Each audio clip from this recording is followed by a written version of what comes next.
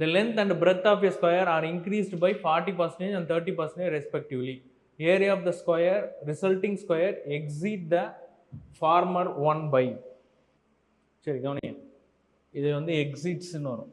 Exits the former 1 by. சரி okay, இப்போ இந்த கொஸ்டின் எப்படி போடலாம்? ஆல்ரெடி உங்களுக்கு காம்பவுண்ட் இன்ட்ரெஸ்ட்டில் ஒரு டெக்னிக் சொல்லி கொடுத்தேன். 2% இருந்தால் அதை வச்சு ஒரு ஃபார்முலா சொல்லி கொடுத்தேன். என்னது? இங்கே 2% இருக்கா?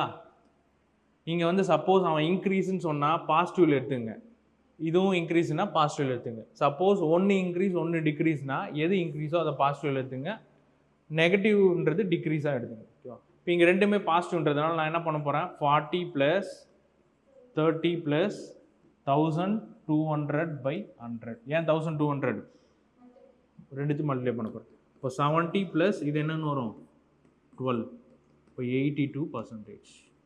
சிம்பிளாக அதிலே முடிச்சுக்கோங்க. ஓகேவா? எங்கெங்கெல்லாம் அந்த 2% இன்க்ரீஸ் காட்டுறானோ சேம் அதே ஃபார்முலா தான். a + b + ab by 100. a + b + ab by 100.